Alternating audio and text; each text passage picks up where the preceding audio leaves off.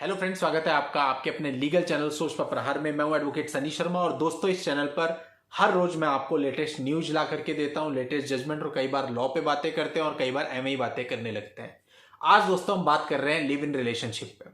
Live in relationship बहुत important, क्योंकि जो पति या पत्नी एक्चुअल में मैट्रिमोनियल केसेज में फंस चुके हैं, अब उन्हें लग रहा है कि भाई कई सारे साल हो चुके हैं, हम इससे बाहर ही नहीं आ पा रहे हैं, हम अपनी लाइफ शुरू कब करेंगे, और डाइवोर्स की डिग्री आने में तो सालों लग जाएंगे, तब तक अपनी एज बहुत निकल चुकी होगी, फिर उस एज में तो हम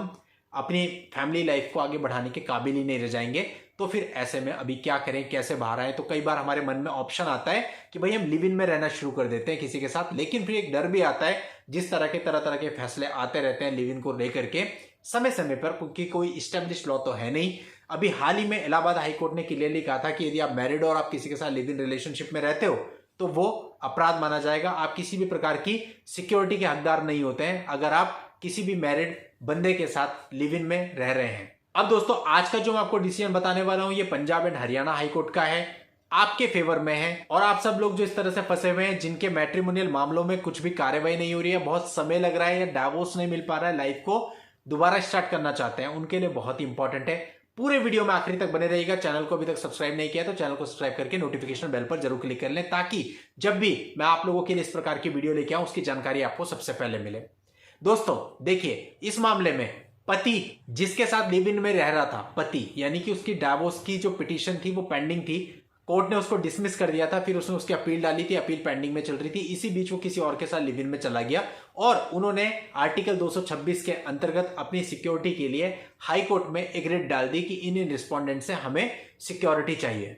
अब कोर्ट ने 19 अगस्त 2021 को इलाहाबाद हाई कोर्ट का एक judgment Shrimati Anita and another versus state of UP and others पर उन्हें आर्ग्यूमेंट करने के लिए कहा। अब पिटिशनर्स के जो एडवोकेट साहब थे, उन्होंने कोर्ट को बताया कि भाई इस जजमेंट के अनुसार तो यह है कि यदि कोई व्यक्ति बिना डाइवोर्स की डिग्री लिए किसी के साथ रह रहा है तो वो प्रोटेक्शन के लिए एंटाइटल बिल्कुल नहीं होगा। बट विद ड्यू रिस्पेक्ट, मैं इस जजमेंट से एग्री नहीं हूं, क्योंकि सुप्रीम कोर्ट ऑफ इंडिया ने Joseph shine versus union of India में सेक्शन 497 को पूरे तरह से अनकॉन्स्टिट्यूशनल यानी कि असंवैधानिक घोषित कर दिया, और साथ ही यह भी कहा कि आर्टिकल 14, 15 एंड 21 का उल्लंघन है। तो ऐसे में इन दोनों ने कोई अपराध नहीं किया है, ये दोनों एडल्ट हैं और अपनी मर्जी से लिव इन में रह रहे हैं। अब दोस्तों Punjab and Haryana high court ने यह कहा कि एसएसपी खन्ना, एसएसपी और खन्ना एक जगह है पंजाब में, वहां के एसएसपी को ऑर्डर किया कि वह एसएचओ के माध्यम से यह सुनिश्चित करें कि इनको सुरक्षा मुहैया कराई जाए। यानी कि Punjab and Haryana high court, जो इलाहाबाद हाई कोर्ट का यह जजमेंट था, इससे सहमत नहीं थी। और आप ये कह सकते हैं कि ऐसे में पंजाब एंड हरियाणा हाईकोर्ट ने इस बार यह माना है कि यदि कोई भी मैरिड आदमी जिसका डाइवोर्स का केस या अपील कोई पेंडिंग में चल रही है, वो यदि अपनी लाइफ को आगे मूव ऑन करने के लिए किसी और के साथ रहता है तो वो किसी भी प्रकार का अपराध नहीं है, और अगर अपराध नहीं है तो उनको सुरक्षा मुहैया कराई जा सकती है। तो दोस्तों ये ऐसे पतियों के लिए जो कि एक्चुअल में इन चीजों में फंसे हुए हैं और अभी किसी और के साथ अपनी लाइफ को स्टार्ट करना चाहते हैं, रहना चाहते हैं, और अभी डाइवोर्स की डिग्री नहीं आई है, वो एक लिव इन रिलेशन में एडल्ट्री में रहना चाहते हैं, तो उनके लिए आप एक गुड न्यूज इसको कह सकते हैं। और आप लोगों की हेल्प के लिए जजमेंट का लिंक मैं आपको इस वीडियो के नीचे डिस्क्रिप्शन में दे दूंगा, वहां जाके आप इस जजमेंट को पढ़ के पूरी जानकारी इस संबंध में ले सकते हैं।